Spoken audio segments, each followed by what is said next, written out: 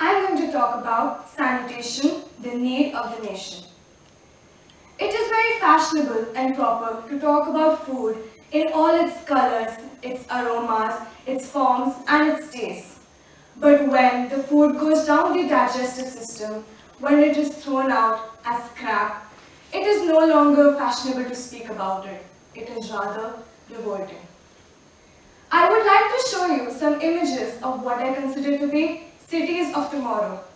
So here's Sylhet in Bangladesh, Rio de Janeiro in Brazil, Ho Chi Minh City or Saigon in Vietnam, and Bombay in India, or what's called Mumbai these days.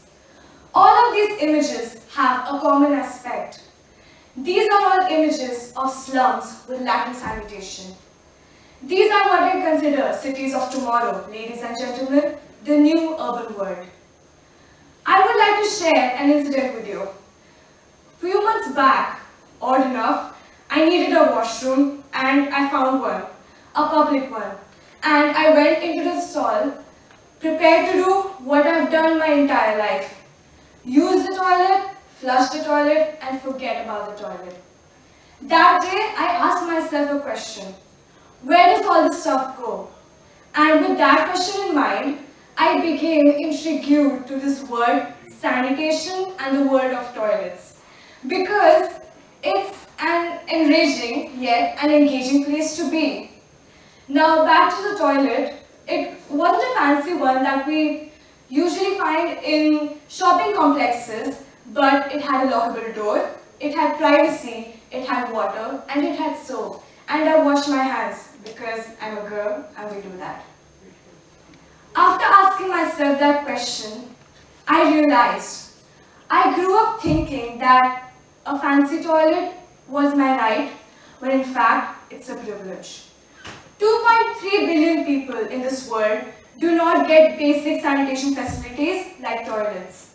This number is even bigger than the population of two most populous countries in this world, India and China.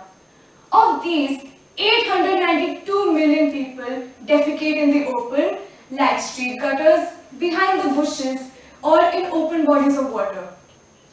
Here's an image of a little boy doing this at beside Mumbai International Airport, which is called open defecation, or I'm going to use preschool words, poo-pooing in the open. And he does that every day. And probably that guy in the image does not see him, does see him, but the little boy does not see him. See, the problem with the system is that poop can carry 50 communicable diseases. A typical amount is 100 parasites, 1 million bacteria, 10 million viruses, and 100 worm eggs. Fatal particles on hands leads to diseases like diarrhea and food contamination. I think it is so good that we can lock a toilet behind our door. We could keep it in our homes and it doesn't smell that we've locked it out of conversation. We don't have a neutral word for it. Poop's not particularly adequate. Shit offends people.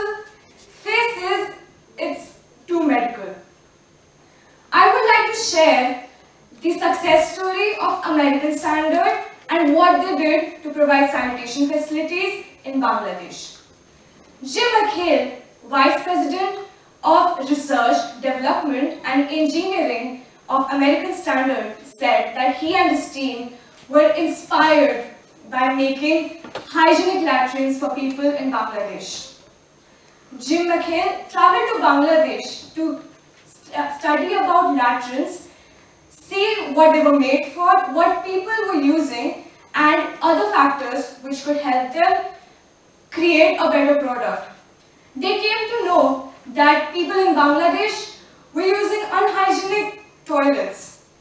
So they created a solution that could use water, only that much water which could be carried in a plastic teapot.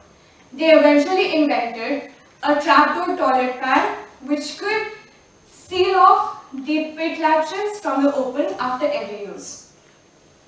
Mahatma Gandhi said, Sanitation is more important than independence. It is also said that much like charity begins at home, sanitation starts with you and me. Keeping this in mind, I would like to share what I did to curb this problem of sanitation at my own level. In 2016, our school created a program called NEED to curb this problem of sanitation at our levels. We all created posters, we installed paper soaps in the bathrooms along with instructions, and we also conducted a cleanliness drive. I made sanitation boxes which contained sanitary tissues, wipes, soaps, and hygienic utensils and distributed it amongst the janitors of my school and washerwomen in my society. I also had a discussion with security guards of my society to get to know the perspective about sanitation in their lives. The result was quite positive. All the women in my society got to know the importance of sanitation and how hygiene affected others' lives as well. In 2018, as a part of my science project, I decided to make antibacterial sanitary wipes. So I took some organic ingredients like vinegar, water, and essential oils like lavender oil or clove oil. I mixed all these ingredients in a jar and then I added pre-cut cloth to it. I sent these pieces of cloth to a laboratory so that these could be tested against cultivated bacteria. As soon as they were proven to be antibacterial, these pieces of cloth were now sanitary wipes and these were then distributed to lower sections of the society so that the sanitary needs would not be overlooked.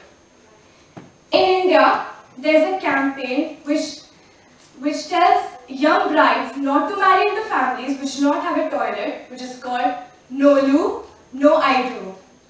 Anita Nare was a young girl which was married into a rural family of Madhya Pradesh.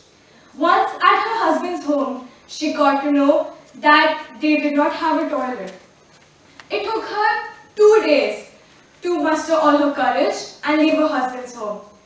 After 8 days, her husband called her back after building a toilet just for her. Research shows that even though the governments give the public the toilets, the people build temples or new goat sheds and then they go into open defecating grounds. What I really find inspirational is what they've done in Japan, is that they've brought the toilet from the locked doors. They've made it conversational. They talk about it and they go and upgrade their toilets. And it's just amazing that they don't look at toilets as, it shouldn't be kept locked behind a door. It's just so simple and we all need to do this too. We need to make toilets conversational and we need to look at this as the shameful, urgent issue it is. I'm going to make your lives easy this afternoon and tell you to go out, protest, talk about shit rather than talking shit. Thank you.